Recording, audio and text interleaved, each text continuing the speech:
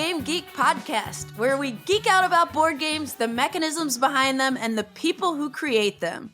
I'm your host, Candice Harris, and I'm here today with BGG News Editor-in-Chief, W. Eric Martin. Hey, Eric, how's it going today? Yeah, it's acceptable. No complaints. Have you recovered from your extended Germany trip? Yes. Actually, it was quite nice. After Spiel, I stayed in the Netherlands for a week with my wife, and we just went to cafes and hung out. It was like the vacation away from the child with no agenda. It's the best type of vacation I've now discovered. That sounds lovely, and you pretty much never take vacations, so I'm sure you needed it. This was my first time taking a vacation at Board Game Geek ever. So, first time in 11 years. History. I like what I do. So normally it's not working. It's what I like. That's awesome. Yeah. How about you? Everything go fine? Yeah. So after we got back from Spiel, I did the second podcast episode with Beth, and then I think the very next day, so I had like no recovery time, and then I went up to Hanford, California to go to GMT's Warehouse Weekend that they do in the fall. So they usually do like 2 a year. And so the Warehouse Weekend is what, a sale? Playing? What is it? It is like a mini open gaming convention. So I think there are about 100 people who attend usually. I went last year also, so this was my second time. And you kind of like bring your own games. You know, you're at the GMT warehouse, so you can buy games. But most people bring games and buy games. It's hard to resist. I actually went in with the mindset of like, I'm only going to buy this one game if I can find it. And then, of course, I came home with a box. A box of games. But ideally, you're meeting with people who have like taste so you can get things to the table that you might not otherwise. Exactly. And with a lot of war games, I find they are hard to get to the table. You know, with my usual kind of gaming group and friends and just the timing of where I live with people who are interested in those games and everything. So it's nice to kind of go and surround myself with people who are excited about historical strategy games and war games. And it's like, we're not only like people are playing Euro games and 18xx also. So it's just kind of this really chill, open gaming convention. And then on the Saturday of the warehouse weekend, it runs from Thursday to Sunday. Jean will give us a talk and give an update on everything. A lot of GMT game designers and developers are there. So they'll kind of give updates on games, like what's coming down the pike, what they're working on. And then I got to actually play a couple games with some GMT designers. I got to play with Harold Buchanan, who is the designer of one of the more popular coin games, Liberty or Death. And he has a new kind of GMT lunchtime series game, which is a very accessible, kind of lightweight game that can be played in under an hour called Flashpoint South China Sea. So he taught it to me, and it was really cool to play with him. And then I also got to play Cross Bronx Expressway, which is a new game in the Irregular Conflict series that seems really, really interesting. I think it'll be out like in another year or so, but it's like a 3-player game about the like Bronx highways getting built in the 70s, but each player represents, like I represented the community. I got to play with John Butterfield, which was cool. He was like the private sector, and then another player is the public sector. And it reminded me of kind of hegemony, where everybody has their own goals, but everything you do is impacting the other forces or factions. So that was really neat. And it was just, I don't know, if I can catch that warehouse weekend every time, I will go, because it's just a really blast. People are positive, and yeah, you get to play a lot of games. Twice a year. Twice a year. And I missed the one in April because I had COVID. I was so bummed. That Cross Bronx Expressway, it sounds like a very cool concept with a very different type of setting. Yes. You don't have sort of a, urban build-up game where you have a community interest come into play. Right. Yeah, it kind of reminded me of that game that's coming out, Hegemony, Lead Your Class to Victory, I think it is, where like one person plays the lower class, one person's the middle class, one person's like capitalist or something. I forget. I played it months ago and I thought it was really, really fascinating. So I'm loving seeing like these different types of games coming out that are kind of like those like socio-economic games, like almost simulations. But in this case, it's a kind of a historical time frame, and you're learning about like what was going on in the Bronx in that time period, which was pretty neat. Yeah, that's a huge field to mine. There's not been much done on that yet. So for the future, yes. Totally. But anyway, today, since it's still October and I haven't really caught up with you since you've been back from Spiel, we're going to discuss a few games that we both demoed. Well, not together, but we demoed at Spiel 2022.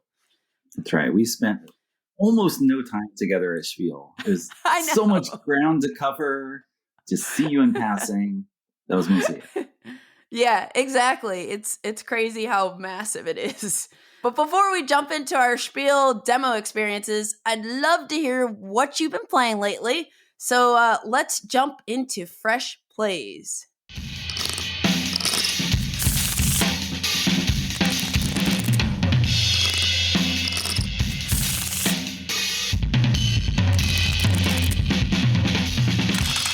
So Eric, what have you been playing lately?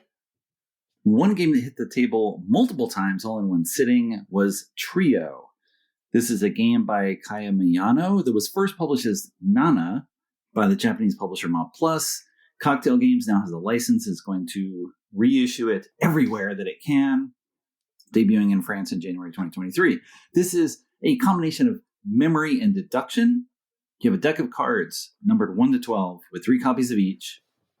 You deal out hands and some cards go on the table, all based on the number of players. And you're trying to make trios.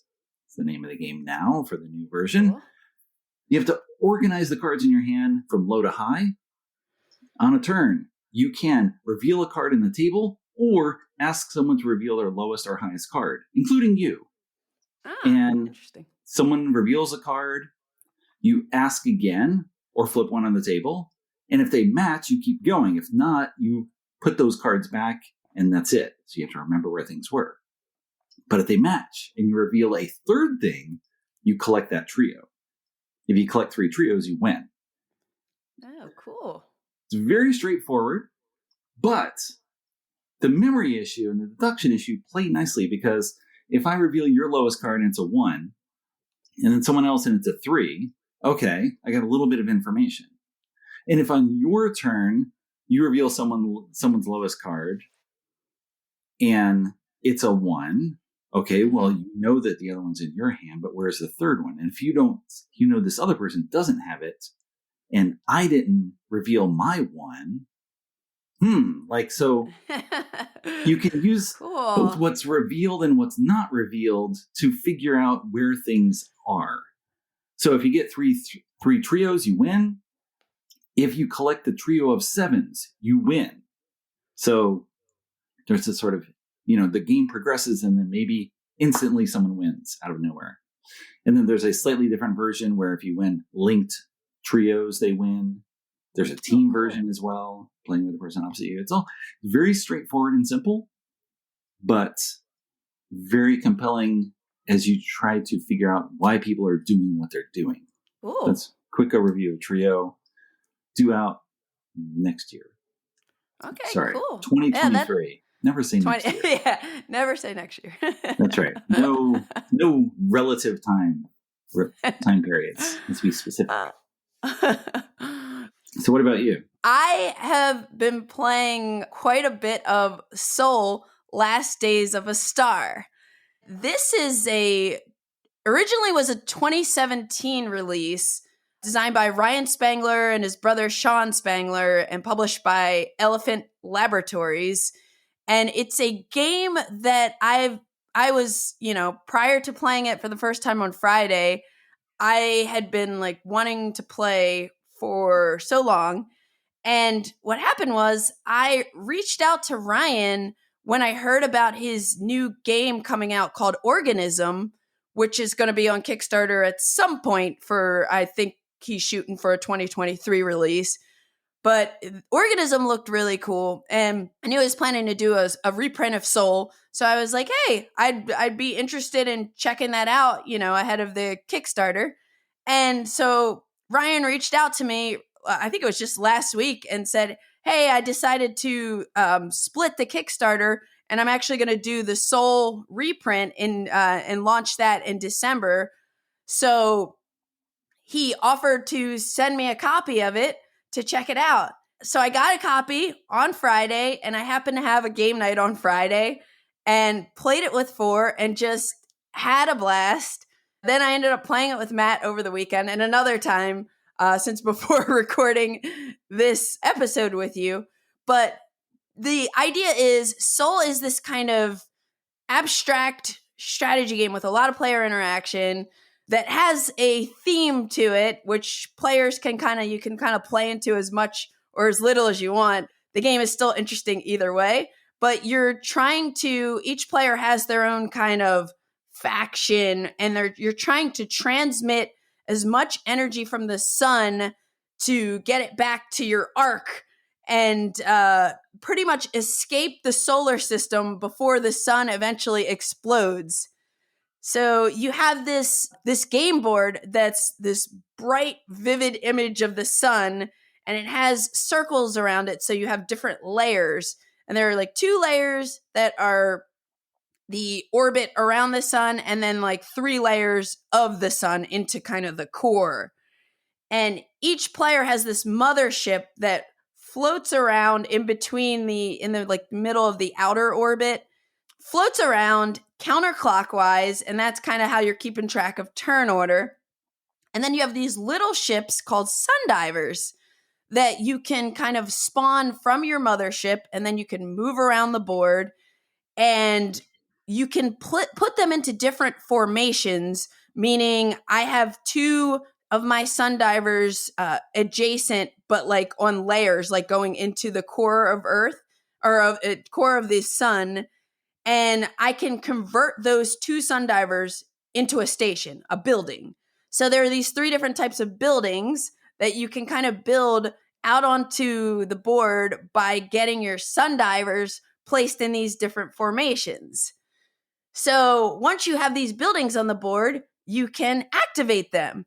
And one of them is like an energy node where you can gain energy. Another one lets you gain more sundivers that you can kind of spawn onto the board.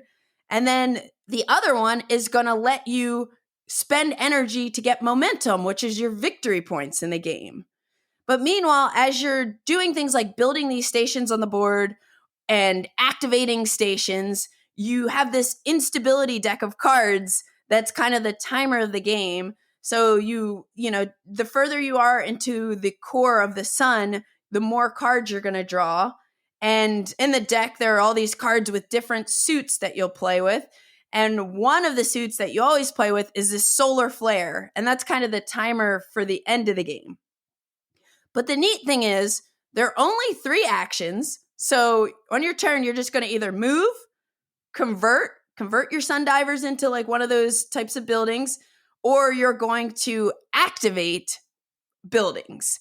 And when you activate, you're activating one type of building or station. And the cool thing is you can activate your stations and your opponent's stations. And when you do, they can potentially get a bonus option from whatever you're doing, like whether you're gaining energy or building more sundivers or gaining victory points. So there's a whole like timing element to this game, because if I'm going to try to move my sundivers so I can be efficient and, trigger all like 3 versions of one station, but I'm also going to try to time it to when my opponents won't be able to take advantage of the bonus, because if they can't or don't want to, I get to do it. So it's just this like really cool game. And then there's this whole pressure of like, as you're drawing cards from the instability deck, the sun is getting closer and closer to exploding. So there are exactly 13 solar flare cards just randomly shuffled in the deck. And you don't know when that's going to happen. The other cool thing about it is the fact that the other cards in the instability deck have a suit, and you play with these different effects. So each card has a different effect. There could be an effect that lets you move your stations, like move your buildings around, like you can fly your Sundivers, which is really cool. And every time you gain cards, you can only hold 1 card at a time. So you can trigger the card like whenever the timing of the effect happens, but they're really neat effects. And there's a whole deck of different effects you can play with. So you're like randomizing the suits and the effects, but you always mix in these solar flare cards, which are going to be the timer for the end of the game. And you're just trying to gain the most momentum before the sun explodes. And it plays in about like an hour and a half, maybe less, depending on, how fast people are making decisions. Have you ever played it before? I have not. Ah. Yes. See, it's very interesting hearing you describe it.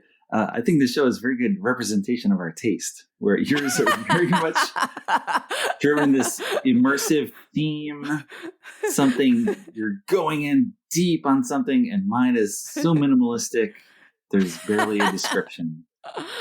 That's why I love talking to you and hearing about, because I find some gems from you. But yeah, I think you would actually like really dig Soul. But I'm looking for, like, I feel like it always has an exciting end to it too. But the timing of managing your Sundivers and building the right buildings and trying to like set yourself up to make sure you have energy to actually gain more Sundivers, or what is the timing of like putting out the towers so now I can spend energy on momentum, and it's like, oh, like in my game last night, Matt built a tower and he was already ahead a couple points, and everybody else is like, oh, we better start building towers so we can gain momentum too. So there's just like, it's a lot of player interaction, and it's like, it's just super interesting. I'm really digging it. All right. Yeah. So that is Soul Last Days of a Star, and that is going to be reprinted and on Kickstarter in December of 2022. What else have you been playing, Eric? So one title that got to the table was one that I pointed out to you and that we each bought at Spiel. This is AEOLOS by Guido Eckhoff and Avadi Führer, published by Spiel Das. It's a game for 2 to 4 players in which you are riding the winds. This is the theme of it, that you are controlling the winds to move your ships to various harbors around the game board. And how this is represented in gameplay is you have a deck of cards that are half purple and half gray with numbers 0 to 5 on them. You shuffle them all up. Every player gets 3 cards in hand. On a turn, you must play a card, and you play it on the purple discard pile or the gray one. And then the sum of the 2 revealed numbers indicates what harbor you take an action at. And there's numbers 3 to 9 for the harbors, but there are also higher numbers for spots down the river. There's a few rivers that lead off from some harbors toward temples. And when you put down a card, if the symbols on the 2 topmost cards match, you get a bonus win. You can spend win to increase or decrease the number, as much wind as you want. So you can get a total above 10, which is the highest you can get with cards, and shoot a ship down the river. Or just adjust to get whatever harbor you want. And at the harbor, you're going to take some action after you move a ship there. You can collect gems because there's a gem scoring system at the end. You can get more ships. You can put out a settlement, which increases your hand size. You can just score points. You can collect wind. You can move ships down the rivers. you can also move a profit on some steps to different platforms. Cool. And the rules specify AEOLOS is a simple game. And it really is. Like, it's even in the rule book. It's a simple game. You're going to play a card, move a ship, take that action, refill your hand. And you go through the deck 1.5, or 2 times, depending on whether there's 2, 3, or 4 players. If you get a ship all the way to the end of the river, it goes in a temple where you get some points or points and a bonus action. That's mostly it. You're going to manage the cards to try to do things, but you are dependent upon other people because everyone is collectively determining what the wind value is. So the theme is not necessarily relevant, except that you do feel like you're sort of riding the winds, because if the total is high, and then I can only affect one of the piles. So high numbers are at one end of the board and low numbers are at the other end. And we sort of drift high to low collectively as we're playing cards onto these piles, unless you have a whole bunch of wind just to adjust what you're doing. So the wind theming is arbitrary, and yet it feels like you're actually drifting back and forth as those numbers go high and low, and you're trying to play the right card at the right time to collect the bonus win and do the harbor you want and build up over time. There's some just like, I'm going to do an action because, well, this is what I can do.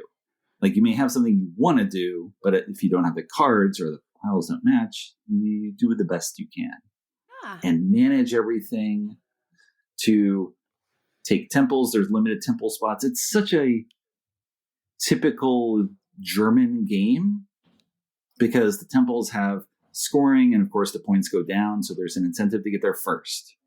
Mm-hmm. You have points or points and a bonus, where of course the points are much less, and so is the value of the bonus enough to make up for what you're giving up? It's very archetypical in terms of the design, very classic German style, and it is indeed a simple game. I've played 3 times, twice with 3 players, once with 4. I crushed in 2 of those games. Just everything coming together perfectly. It's weird because it's hard to plan. You know you want to score points. Mm-hmm. Okay. From there, now what? Okay, now I want to move stuff down the river. But, okay, how can I do that efficiently? And so it's like little bits and pieces you kind of put together, and you can't have a full game plan, but things just develop naturally as the game flows. Because as you bring a ship into the temple, it can't be used anymore. You essentially sacrifice it, and we're done. So if you want to do that a lot, you need to bring in more ships. But you don't have to do that. You can also bring in settlements to give yourself more cards and more variety. But are you getting the settlement? If a settlement is in a harbor, you don't need a ship there. So now maybe you don't need ships. You just go with settlements. It's very streamlined and simple, and yet it feels, again, the wind theme works because you are kind of going with the flow as you get cards in hand and try to figure out, well, this is what I can do the next turn or 2, maybe, and then take it from there. Cool. So that's an overview of AEOLOS. I don't know if you played yet. I convinced you to get it. Possibly you'll regret it. We'll see. Or you'll like it. I'm glad you convinced me to pick it up, because I do, even though I do play a lot of heavier games, I do like just sometimes getting those like later games to the table. I play with a lot of different people with different experience levels in games, and it sounds like a fun one to explore. I really like how the wind plays in too. It sounds neat. It's interesting because there's minimal interaction. There's a race for gems because there's a limited number on the board and you get a set bonus if you get a set of different gems, and you can get multiple sets. So if I steal it, you can't have it and I get it and I can sort multiple sets. So there's, and a limited number of temple spots to go to, and the win itself that we collectively determine. It was interesting too that speaking with designer Avi Fuller at Spiel, he said, I really appreciated this. He said, you pointed out something about my designs that I had not noticed myself, that every one of them is really driven by player interaction, where collectively you're determining the state of the game. And I appreciate that. I'm glad that I'm helpful, I guess, to a designer to point out this common thread. That's awesome. And this game carries over in that same regard. I love Filo's game Pagoda, and Monasterium is really nice. Take is really good. They're not similar at all. So there's no sort of similarity except this sort of player interaction element. So I was happy to see that in AEOLOS, and hopefully you'll try it and like it as well. Yeah, I will definitely try it and let you know my thoughts.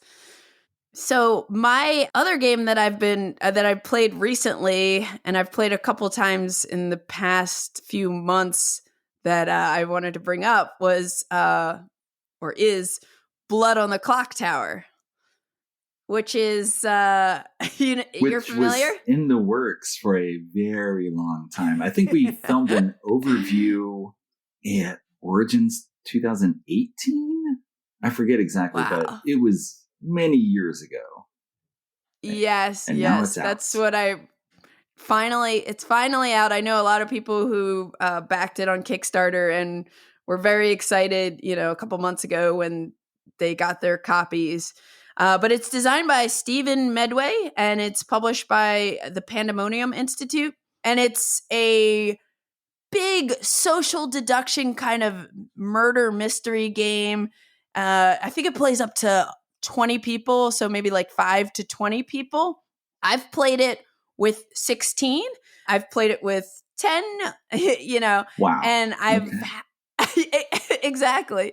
And I've had a blast. Like, basically the idea is you get a secret role and you're either on the good side or the bad side. And depending on the player count, there are a number of baddies in there. One player is going to be the imp or the main demon that the good side is trying to kill.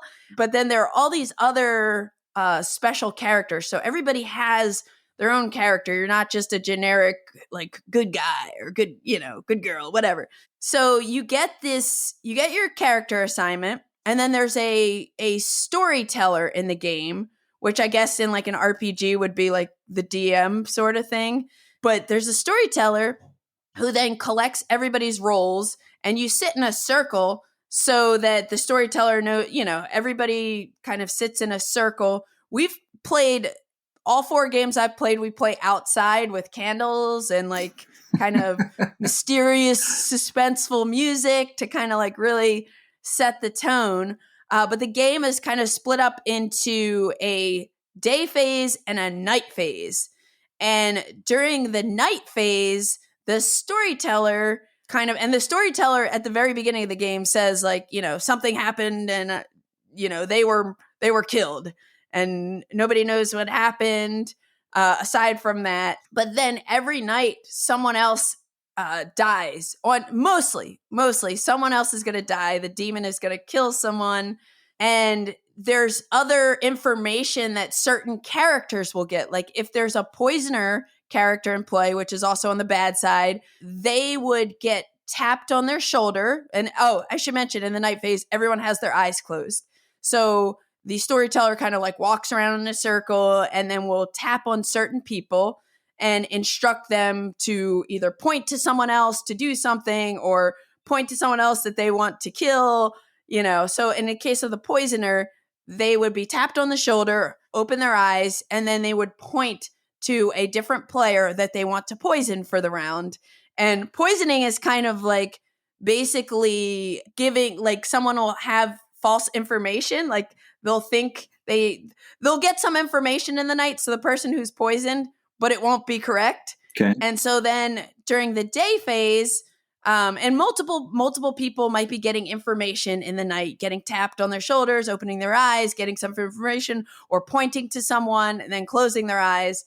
And then after that's all wrapped up, then there's a day phase, and everyone gets to like go talk to each other, start asking questions, deducing, like trying to figure out who's who, you're trying to get information. If you're on the good side, you're trying to figure out who the bad people are so you can eliminate them and win the game.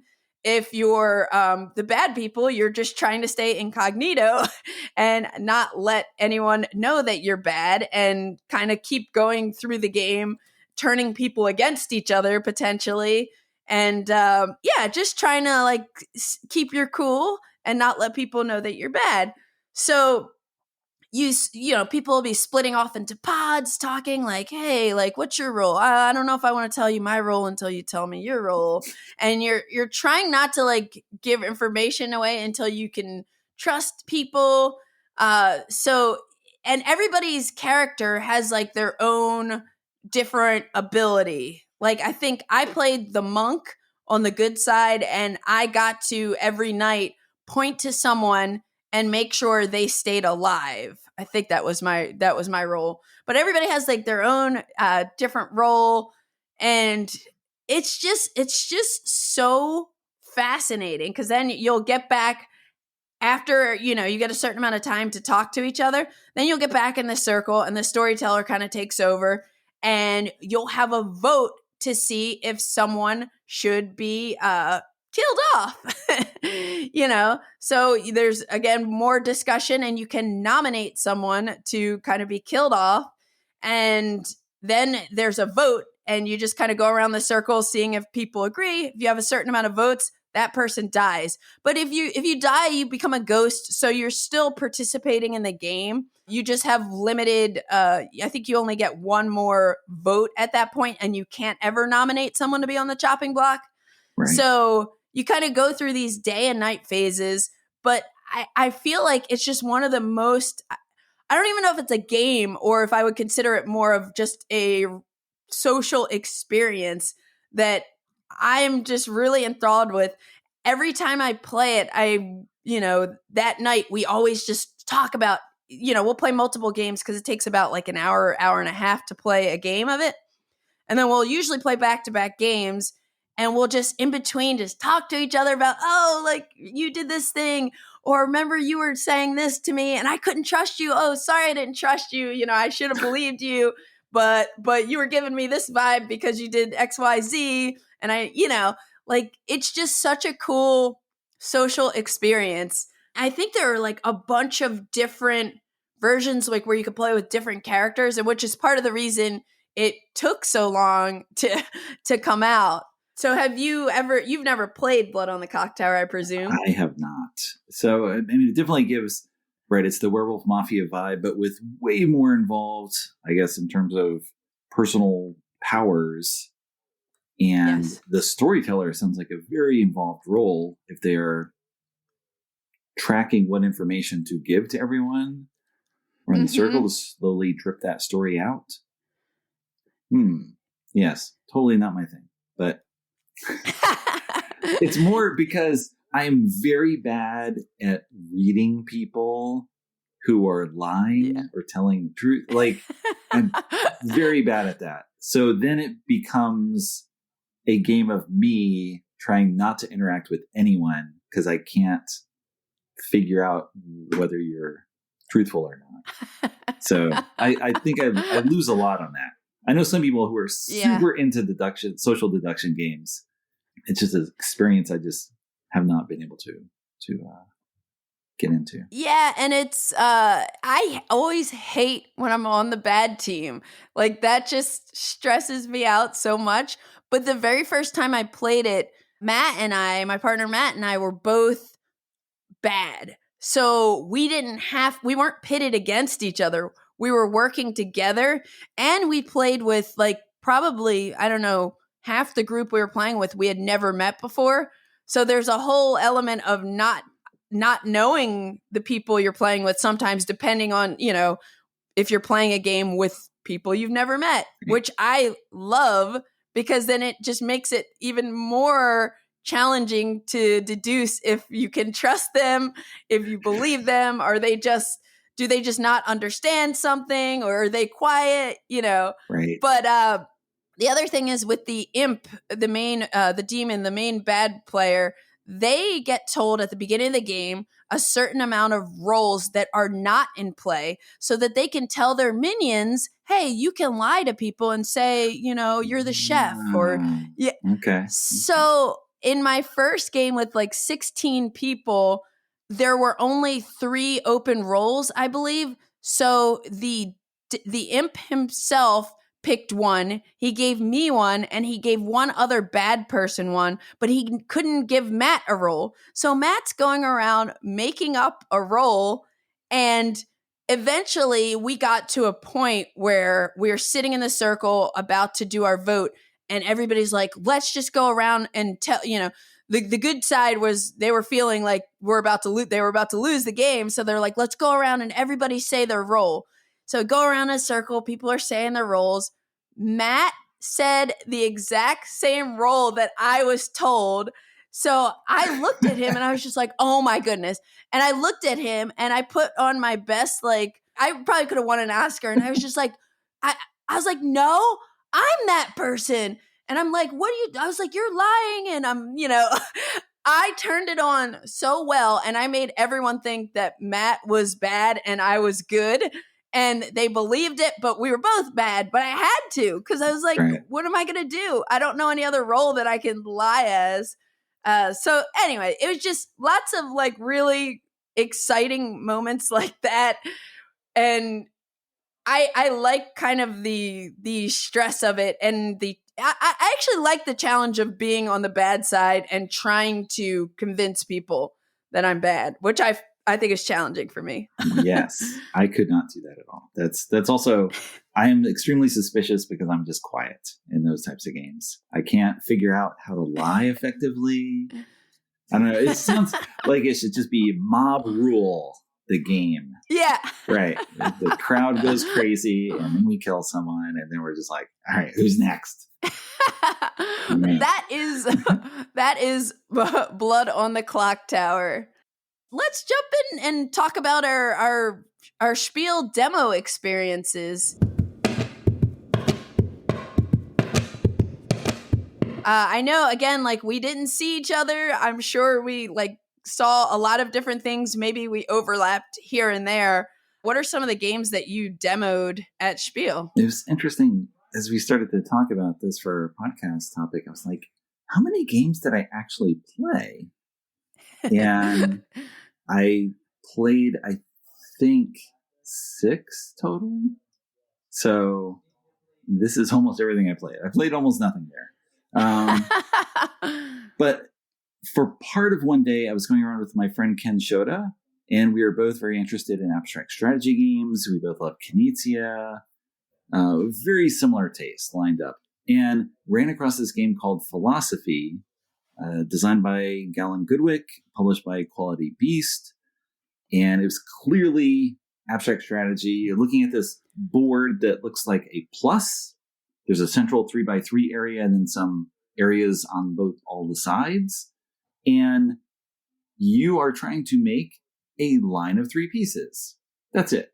And the pieces are all supposed to represent your ideas. And you are making arguments with your ideas, trying to form them into concepts. Right? This is all the abstract theming for the game Philosophy. In game terms, you're putting down a piece on the board. And pieces have symbols that show their power and which direction that power takes place. So you put a piece on the board, and then maybe I put a piece on the board that pushes a piece that's to my upper right, and I push it in a certain direction. And so I will move you. You wanted to be there? Well, now you're somewhere else. I have redirected you with my counter argument. My idea is bringing up in the conversation. And the powers stay in play on the board. So if I put down a piece that pushes you in front of another piece of mine, where the arrow is pointing, then that piece affects you again. So possibly you have a little chain moving your piece across the board multiple times, putting you in a new place. But again, the whole goal is just get 3 pieces in a row.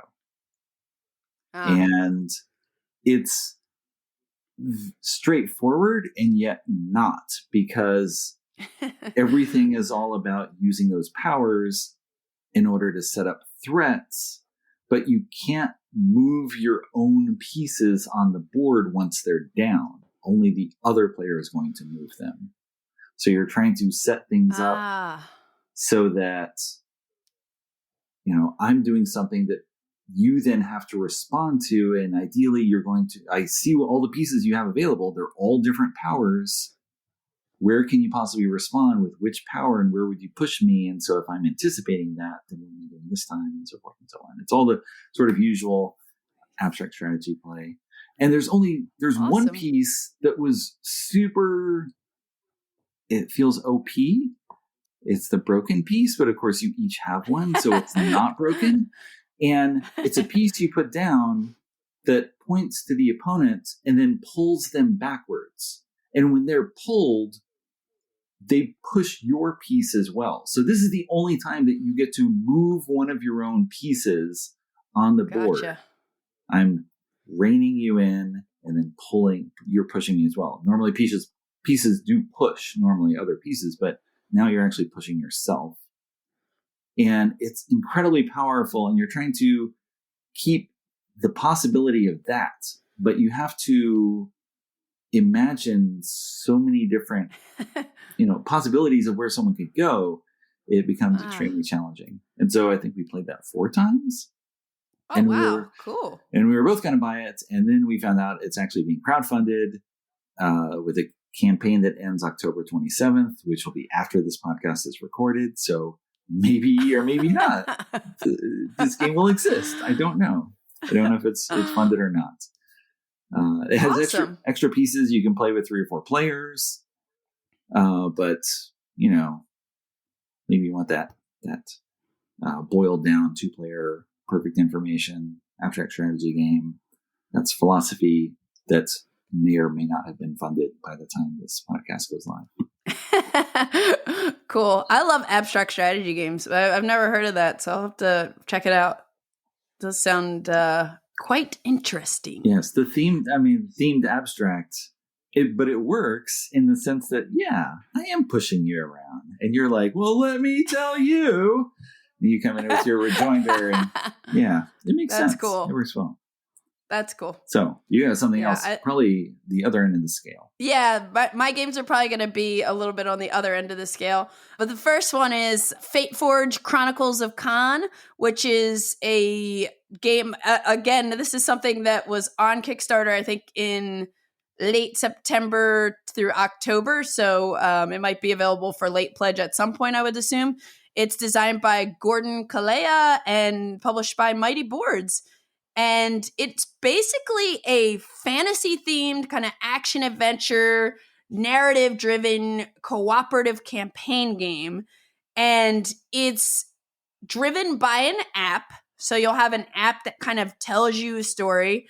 It's very accessible and kind of almost like an RPG. You can play with 1 to 4 players. But the one cool thing about it is it's kind of giving you a Gloomhaven type of experience, but in a more accessible format where you can kind of play through what they call, I think, combat scenes or like a scenario in about an hour. So you can, there's not a whole lot of setup to it. So it's something you could probably get like a couple games in an evening or just one here and there. But I thought that was kind of unique about it.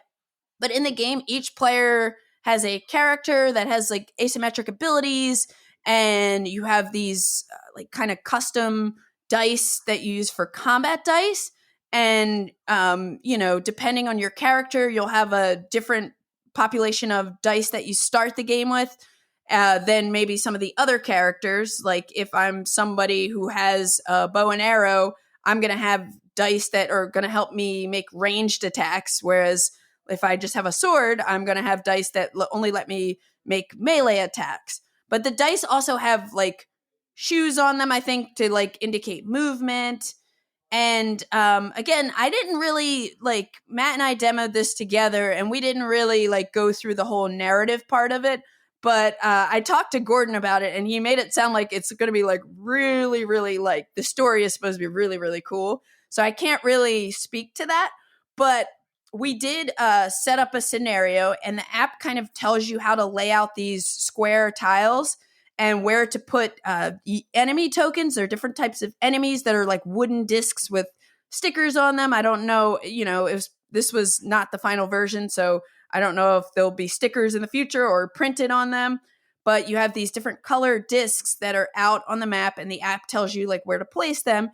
And then there are cards that tell you what the stats are of each of these different types of enemies that you're going to be kind of going up against. You'll choose what the turn order is. So if you and I are playing, we could say, oh, okay, this round, like let's say, Eric, you'll go first, I'll go second.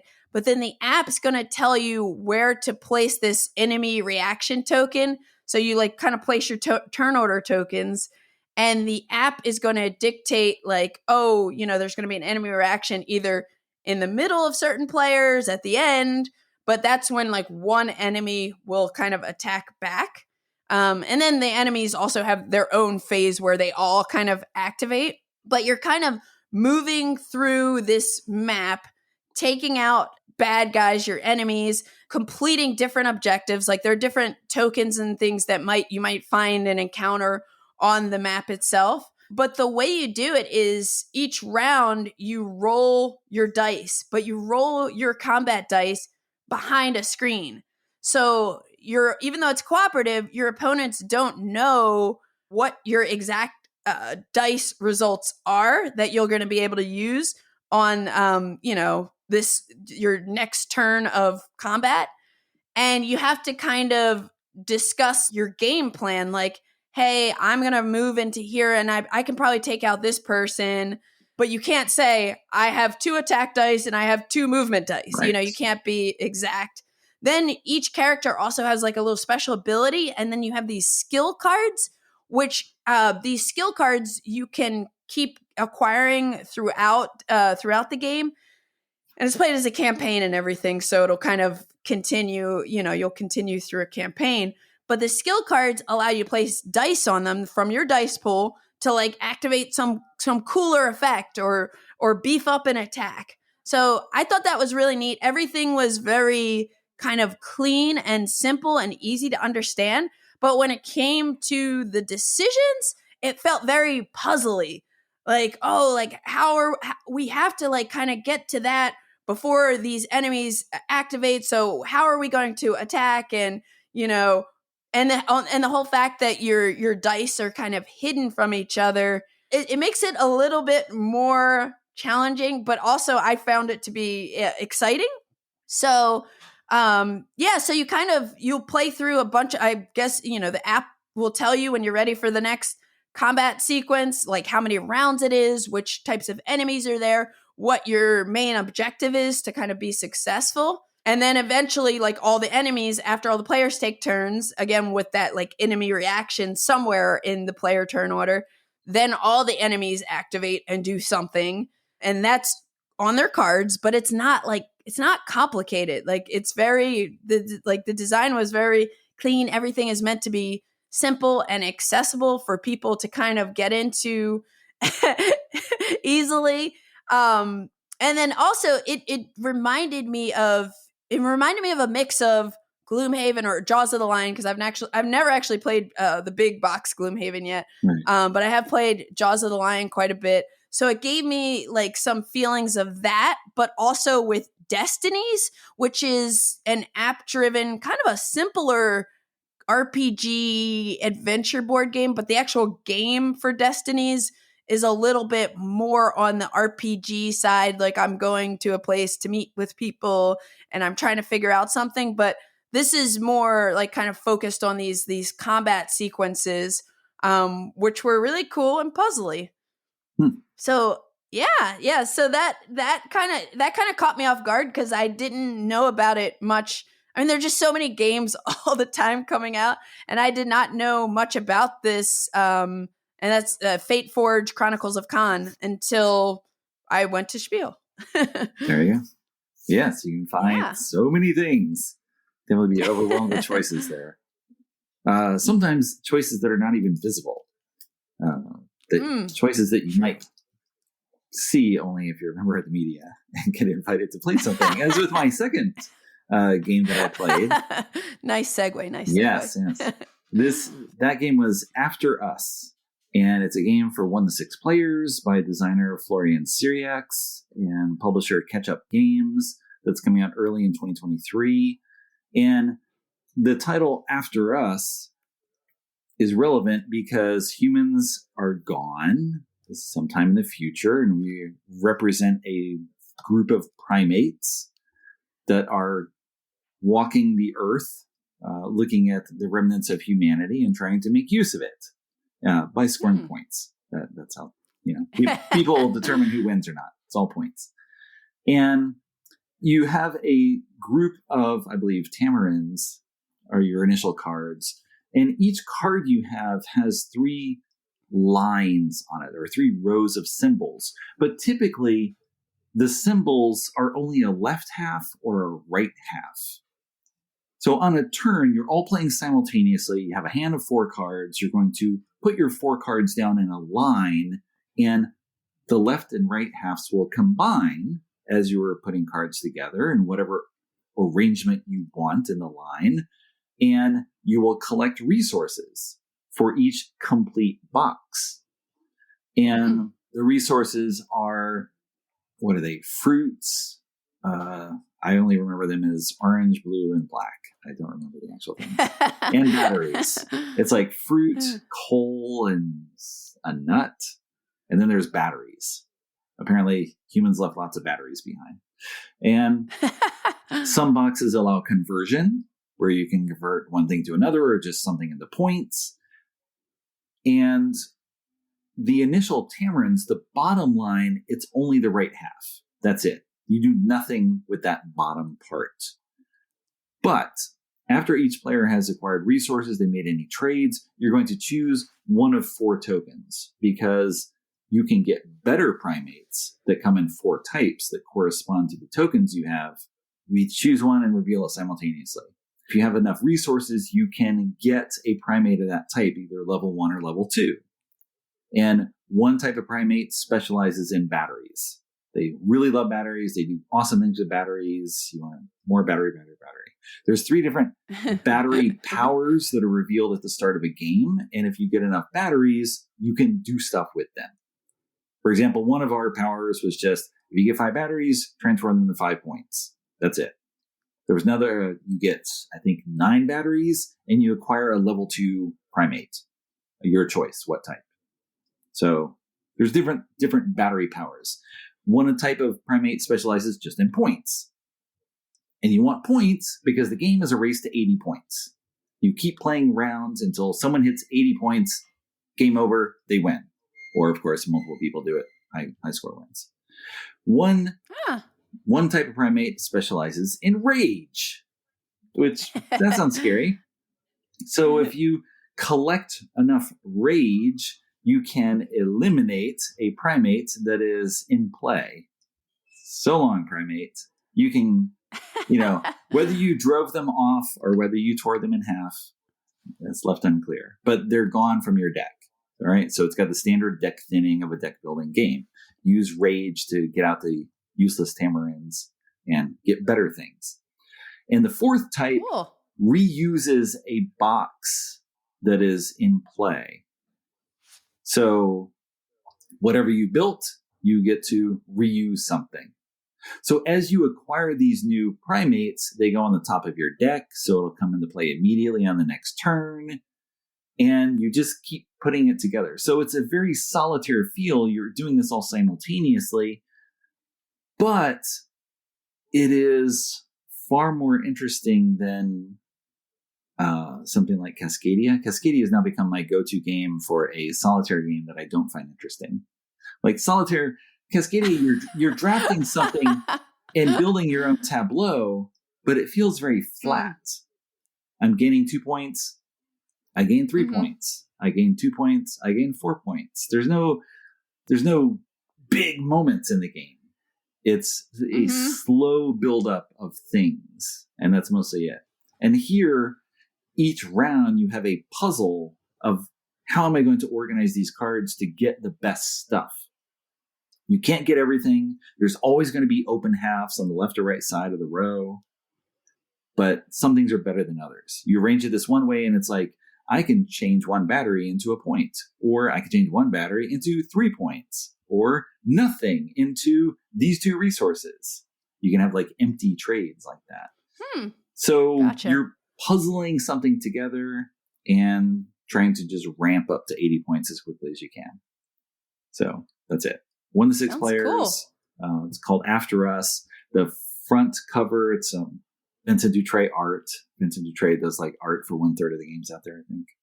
And it's all these primates in front of a falling apart Eiffel Tower. Wow. It's very thematic. The publishers are, of course, trying to license different versions of After Us to other people, other companies, in other languages. And they say, maybe if it all works out, maybe they can have different landmarks that primates are in front of. So, if you go, if you have an Italian version, it's going to be primates in front of the Colosseum or, just something like that. Cool. And of course, you're like, well, if they do an English one, they have to be in front of the Statue of Liberty, right? Have to. Right. It's a little on the nose, cool. But we'll see. We'll see what gets licensed where. But there's no language on anything, so it is language independent apart from the rules. Just slap those primates together and make combos. There you go. Slap those primates together. That's right. That should be that tagline on the box. It's perfect. After Us, slap those primates together. That's right. My next game, I definitely will not be able to speak to in as much detail as you with After Us, but it's because it's a massive game. Yes. It's called Europa Universalis: The Price of Power. And it's designed by Ivan Vetlesen, and it's published by Agir Games. And it's basically a big 4X grand strategy kind of civilization building game that's based on the Europa Universalis video game series by Paradox Interactive. And apparently, based on people who are sitting at my demo table and what I've read a little bit on BGG, it does an excellent job at kind of adapting the qualities of the video game and what you're doing in the video game into translating it into the board game. Right. So I can't speak to that because I've never actually played the video game, but it's a 1 to 4 player game. David Terzi designed the solo mode. And there's a deluxe edition with an expansion that can let you play up to 6 players and like a bigger map. But basically, players are representing different European powers back in 1444. It's kind of a historical setting. And the goal of the game is to build the most successful empire, gain the most victory points from different things like exploring territories and diplomatic relations. Like you'll get points for like victories in wars and completing secret objectives and more. One of the cool things I kind of grasped from it from just the couple of turns we did is that every round there are event cards revealed, and it might be 1 per player or like maybe 1 plus the number of players. There are these event cards that are laid out, and at some point during the round, every player must trigger one of those events. So it's not like a game where you flip 1 event card and that event happens, but instead you have 5, maybe in a 4-player game, I think it was 5 different events. And at some point, it doesn't have to be the first action you take on your turn because you're going to take turns taking an action in, clockwise order. But at some point before you kind of pass for the round, you have to trigger one of these events, which is going to kind of alter the state of the game and impact maybe some players negatively. So, deciding when to kind of take one of those events versus doing other stuff is kind of important. But then you also will draw a a certain amount of action cards, and there are like 3 different decks of action cards, I think, representing administrative, like diplomatic and military actions. And then on your player board, everybody has a player board where they'll kind of maintain their army forces and other stats for their faction. But you have wooden cubes representing your monarch powers. And again, they're broken into buckets for administrative, diplomatic, and military actions. And you can play these action cards that you'll buy and spend these different cubes from your monarch powers cubes that are like if I want to build up my army, I have to spend my military cubes. But you can also research ideas, which are like technologies. So it has like that kind of civilization building to it. You also can have advisors and leaders. And there were a lot of different military units, a lot of different components to this. I'm actually really excited to play it, but I know it's going to be kind of a bear to learn. I think the rule book is like 40 pages or something. And there's just like, oh. Yes. That's my reaction there. And I think there's a lot going on. So I kind of barely grasped it all from that demo session, but it just, it was the kind of game that made me want to like set it up, get together with 4 people or maybe 6 and, learn all the rules and then actually like play a full game of it. But I enjoyed it quite a bit because I do love like civilization building games. And actually, I read that the solo mode is really cool too. So I don't know if any other civilization building games have a solo mode. Not sure, but that sounds interesting. So I'm going to be sure to like try that out too. So that is Europa Universalis, The Price of Power. Thoughts? I like how you said, I'm not going to describe mine in depth. And then you went pretty deep, it seems, in giving an overview of the game. So, I mean, if that seemed deep, you have not seen anything because there's like a whole sequence of play. But that was very, very high level. Right. What's there? Yes.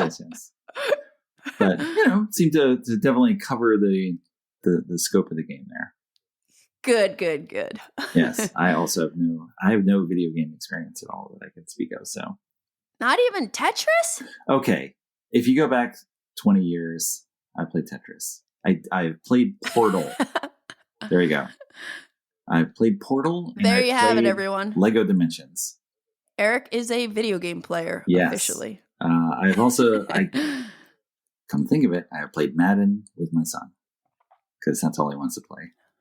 That's it. Oh, cool. Yeah. I like sports video games, actually. Yeah, it's definitely, I'm the kicking boy here. If you don't play a lot, then you don't really know what you're doing. And then the expert player is just like dunking on you the whole time. Crushes you. Yes. Crushes it's you. Embarrassing. Can I score 1 touchdown? That's all you're trying to do. That's my goal. Life goals. Yes. So what's your next game? So my next game, the only connection with your game previously is that this is a 1-player game. So 1 player could play Europa Universalis, and 1 player could play Skoventyr, designed by Morten Monrad Peterson, who has done lots of Automa solo versions for different games. This is being published by Impatience. It's the new game company for Shadi Torby, who has designed all of the Universe games. They were previously licensed and published by Z-Man, and now he is doing them all himself. And so the company is called Impatience. Patience like I am patient and I'm sitting around. That type of patience. I am. Yes, patient. I saw this because I went there and I picked up Stellarian. Yes. Because I think I have all of those solo games. But okay, cool. Yes. I didn't demo it, so keep talking. So yes, Stellarian is the latest in the Universe title. There's 3 more titles that are coming, as indicated in the included catalog. But he is not just, Shadi Torby is not just going to publish his own designs, but other designs as well. Not necessarily, I think, all solitaire, but at least the first one. So Skoventyr is based on Danish mythology, and the rough version, I'm going to simplify a lot because I played only half a game on Sunday, the worst time to play, where my brain is full. You're setting up a ring of trees to represent the forest, and your character is a badger called Vogter, who is being chased by the devil, essentially, Gamle Erik. So, nice name there. And if Gamle Erik catches your badger, you're done. And to win the game, you must dispatch all of the minions of Gamle Erik. So there are 6 minions, at least in the basic version that I was playing, with different 2 of each, strength 2, 3, and 4. And to play the game, you're presented with a deck of cards that have allies in them, along with representations of Gamle Erik and some other things. You lay out a row of 3 cards. You are going to draft one of the 3 cards and use it in some manner. You can discard it for a power. I'm going to mess this up because, again, this was the Sunday play. The cards each have 2 things on them, and you can discard it to use its special power, or you can add it to your hand, or you can play it as an ally onto your forest. These are the things I'm remembering here. And you need a certain collection of allies in your hand in order to defeat a minion, but they all have to be of the same type. Gotcha.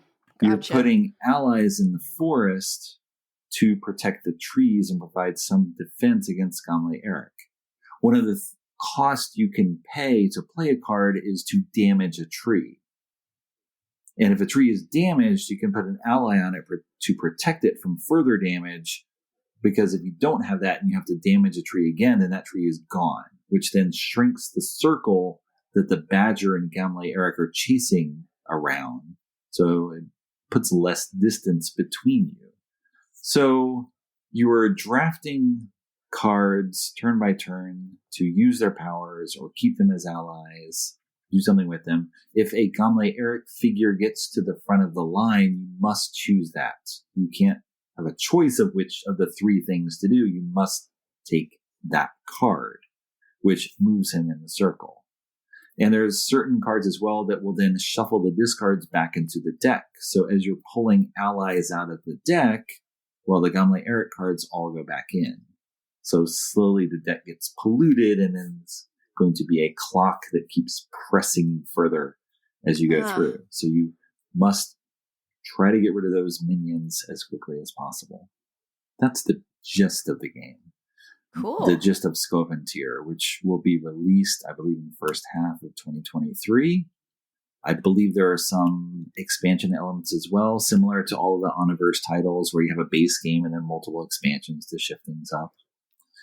You can adjust the difficulty, of course, put in more trees or fewer trees or this, that, or the other. All sorts of ways to change things, I imagine. But that's the gist of it. So solo games are just such a huge part of the market, and there's a hardcore audience for that. And it's not a bad thing to do to specialize in that. Yeah, I love it. I was actually really excited. Like, I went to Spiel knowing I was going to pick up Stellarian, and I actually played it on the airplane home. I needed 2 trays because you have to lay out a lot of different cards. But I thought that was like, I like all of his games. And this one, it kind of caught me off guard, but I didn't get a chance to try it. But I definitely want to try it. And I'm excited that he's branching out with different designers too. Although I should mention, art by Vincent Dutray. Mm-hmm. Oh, okay. Again. And I love that the Gamle Erik.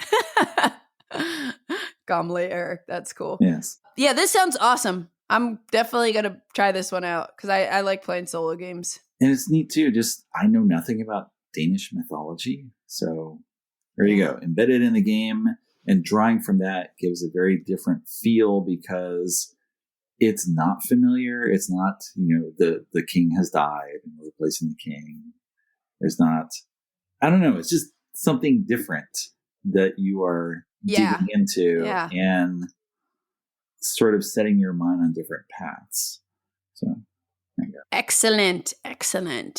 My next game is 1998 ISS, which is a game about the kind of the birth of the International Space Station, designed by Gerard Asensi and Ferran Renalius, the two designers behind La Cremosa and On the Origins of Species.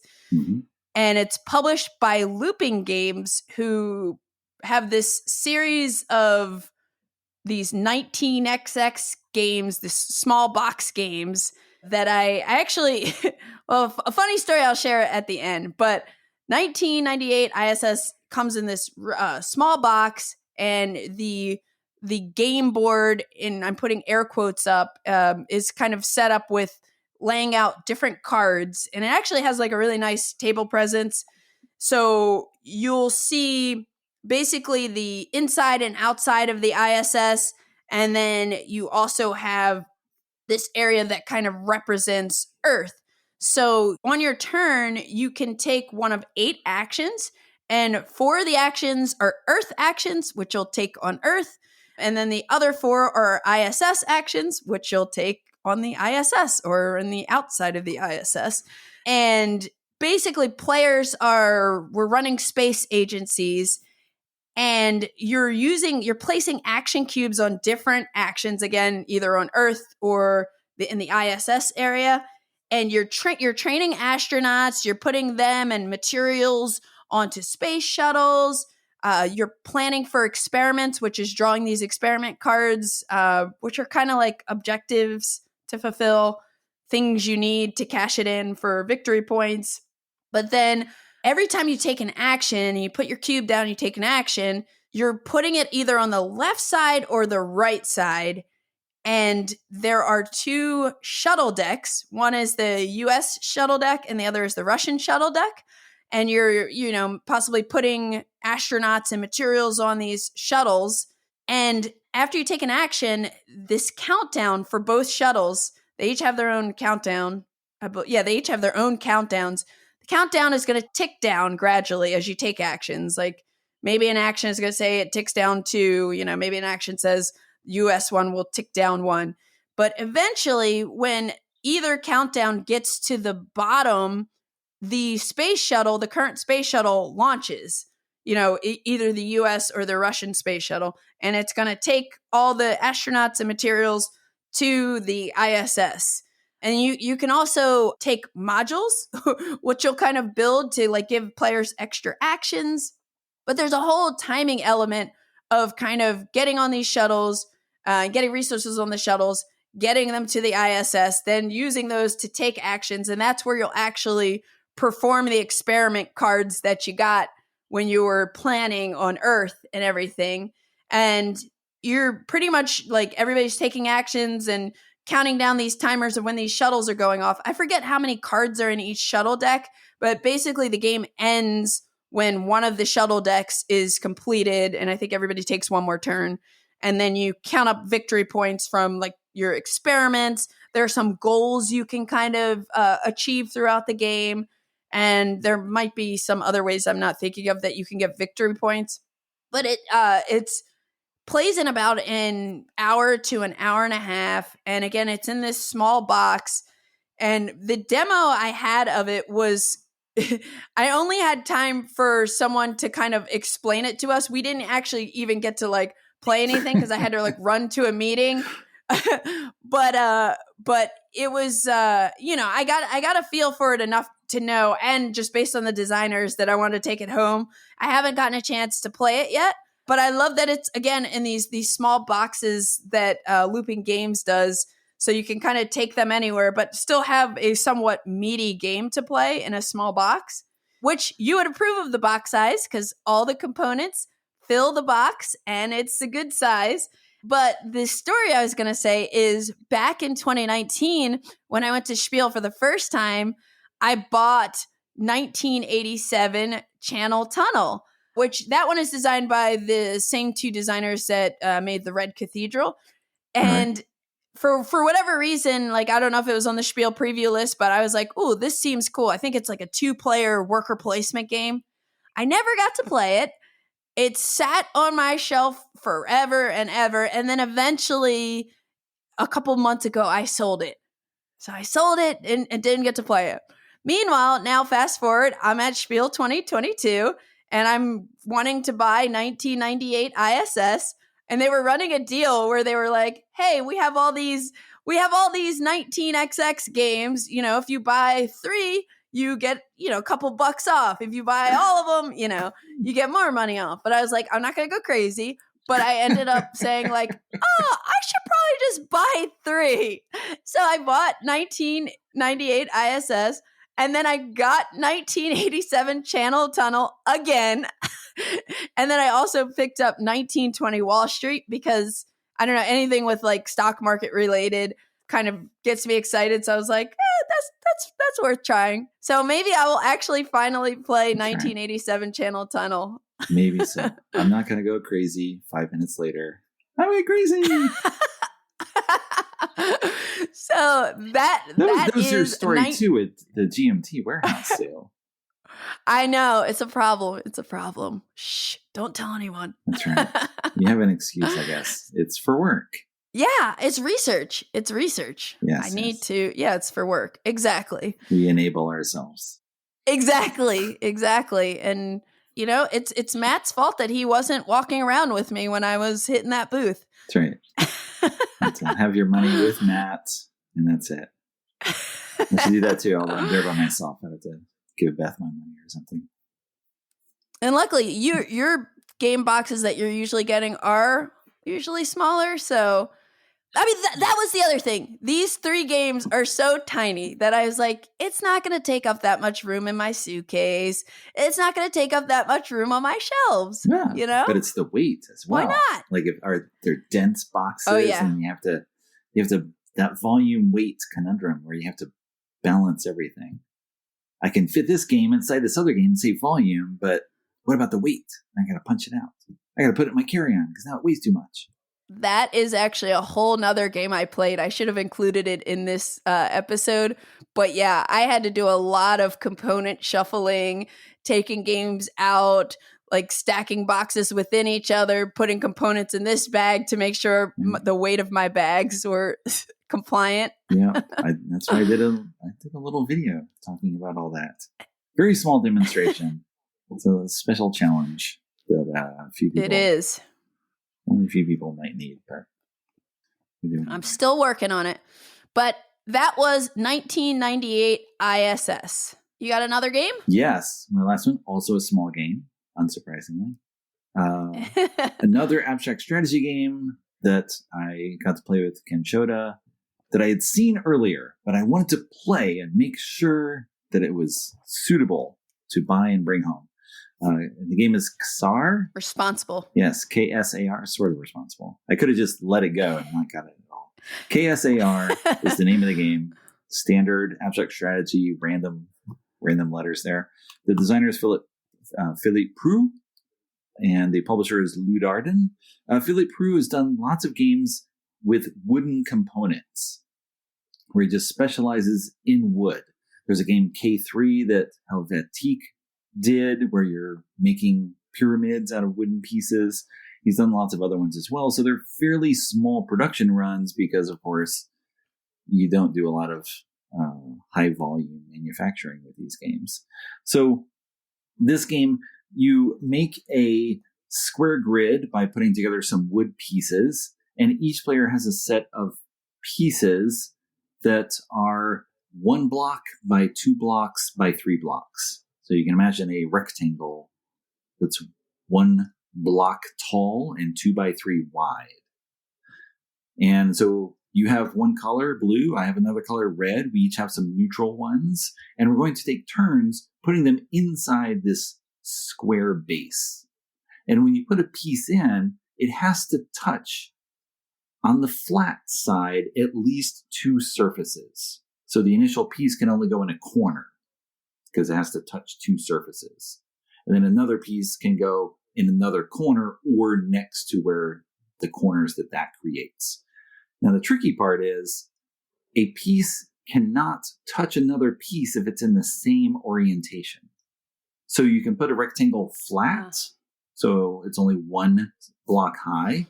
You can put it on the short edge, so it's 3 high, and it's got a 1x2 base. Or you can put it on the long edge, so it's only 2 blocks high, and it's a 1x3 base.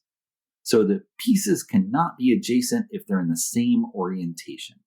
And the goal of the game is to have the largest connected group.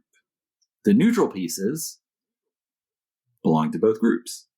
So if I put it touching a blue piece and a red piece, well, now I've just given us both a point. Duh.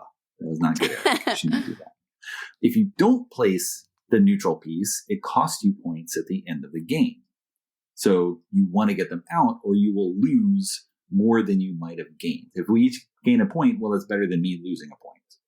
Gotcha. So you're just trying to take turns filling this space. It's not all going to be filled based on how you put the blocks in within these placement restrictions to build a large connected group. Very straightforward, very minimal. It's all just, part of it is that visualization skill. Can you imagine how the blocks are going to fit in a particular area? And can you place a block to leave yourself potential moves in this orientation or that or that or that, depending on what the other person does. Gotcha. So it's all perfect information, abstract strategy, worked beautifully. It's such. So you bought it? I bought it. It was, yes, it was it was at 6:00 on Sunday. The doors were closing. The publisher's like, "You're our last sale. We want to get out of here." And so I bought that game.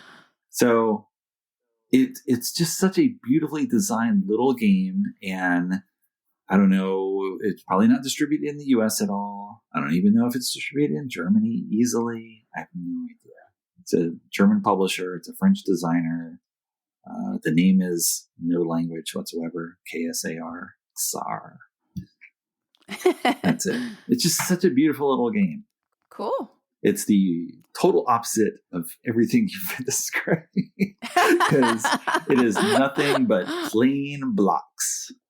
Putting it in a grid. Well, I do love abstract strategy games. And if it's a small box, then maybe it's something I can have at some point. So it won't take up too much space on the shelves. Yeah, you tell yourself that. And then you get 100 of those. And then you get space. Well, speaking of wooden components, my last game is Saigon 75, which is designed by Jean-Philippe Barkas and Pascal Toupe. Sorry if I'm not pronouncing that right. And it's published by Nuts Publishing. The reason I say speaking of wooden components is because this game, if anyone listening is familiar with the Coin series, it has similar wooden components to the Coin series. I think 2 sizes, if I recall, that are kind of representing your units. And the setting is, it's the end of the Vietnam War after the US left, and it's kind of a game that's capturing the struggles between North and South Vietnam from the summer of 1973 to spring of 1975. I think it was mainly designed as a 2-player game, but it has a solo mode too that is supposed to be pretty cool. It has asymmetrical factions to portray the differences between the North Vietnamese divisions and the Rangers, Marines, and parachutists and other units of the South Vietnamese division. Okay. So they operated very differently historically, and the game captures that. But one of the things that I found really cool about it is, Florent from Nuts Publishing walked me through it a few turns. And this game looks like something like you would be terrified, Eric, if you walked up to the table and saw it. But it's actually really, really accessible. And we walked through a few turns, and I was into it within minutes after doing stuff. It's like each side has their own kind of like sequence of things that'll happen on your turn. You'll get a certain amount of units you can kind of activate and move around the map. There are event cards in the game, and the setup of actually like where your pieces are is obviously like different, but it was very smooth. And then the combat for it, you roll custom dice that have like an icon that represents a retreat or an icon that represents a hit or blanks, but they're very, very simple and easy to understand. So you're rolling dice for combat. And it was kind of similar to the Academy Games series that, what is it? 1775 Rebellion. There were quite a few others. I've only played 1775 Rebellion that Academy did that are these accessible kind of entry level war games, kind of area control games, I guess. So it had that element to it. Really nice components. And again, I mentioned the coin series because you're activating certain units, and when you do that, you're flipping the wooden piece upside down, and there's one side that has a star, one side that doesn't. I forget which is which, like in terms of activation, but I just like really appreciated that it was so streamlined and easy to understand. But again, when I walked up to the table, I was expecting something a lot heavier and, not this game that can be played in 2 hours, and it has, or less than 2 hours. I think it's like plays in, you can play it in an hour. And it has asymmetrical factions, which I always find really interesting. With a game that plays in an hour or so, you could play one side and then in the same evening switch sides and play a second game. Right. So I thought it was really cool. I think it was on Kickstarter years ago. Like I saw but Rodney actually did a preview at some show where BGG was at, like in 2018 possibly, where this game was kind of talked about initially. Maybe in and Kaan? That sounds right, and that probably makes sense. Nuts is a French publisher. Sounds right. Yes, I think it was, but it should be out sometime mid 2023. And I'm looking forward to trying it because, like I said, Florent kind of walked me through a few turns and we were just in it. And I wanted to keep playing, but of course I had to like run other places. But yeah, that is Saigon 75. I think you would actually like it. I think I might still be terrified. I'm not sure. Yes. I try to hide my fear when I'm presented with new games, but inside I'll be screaming. Awesome. Well, Eric, it was really cool to hear some of the games that you demoed at Spiel. I knew a different experience. It's like such a different experience. Yeah. I knew it was going to be like that. That's why I thought it'd be fun to do this as kind of a, final Spiel wrap up episode on the podcast. That's right. But there's just so much to talk about from Spiel and so much to write about. There is. I am extremely grateful that you are there to cover these games that I would have. I feel lost in the world of these games lots of times because I don't have experience with them. And you have much more background and can draw on that. And of course, the more you play a certain type of game, the more familiar you get with them. And the more, the more you can make comparisons easily. But when you talk about like Fateforge, I'm a bit like, this sounds like a fantasy game. And like, that's my experience with it. I have no fantasy game experience. I don't find them interesting. So it blends together. Just like I'm sure abstract strategy games, if you're not interested in abstract strategy, you're like, this game has wooden pieces that you put on a grid. Awesome. That's it. Yeah. There's nothing and I mean, to it. That's the cool thing about the hobby, right? Yes. It's like, there's so many different types of games, to fit everybody's different personalities. But since I do love abstract strategy games, and also you always seem to find like these really cool, catchy card games too. I love kind of hearing about what you're playing too. That's right. Well, that's good. I will bring Trio to BGG Con. Sweet. So, yes. It's so simple and so nice. And of course, it's not out yet. So if I want to write more and do a preview, I got to bring it myself. Yes, yes. Well, I'm looking forward to playing that and anything else you want to bring or that's in the library that I haven't played. Yes, the library of 3,000 games. I forget exactly how many will be there this year, but a lot. It's a lot. Yeah, I'm looking forward to BGG Con. Should be really fun, and it's always great to have the whole team together in one state. Yes, I know. We see each other at conventions, and that's it. Otherwise, only while we're recording a podcast. Exactly. Cool. Well, thanks again for chatting today, Eric. It was awesome to hear some of the Spiel games you demoed.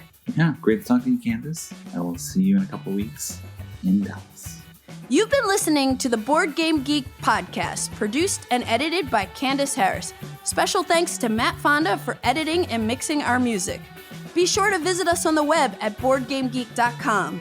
You can also find us on YouTube, Twitter, Instagram, Facebook, TikTok, and Twitch under Board Game Geek.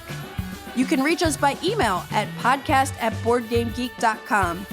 Thanks for listening and happy gaming!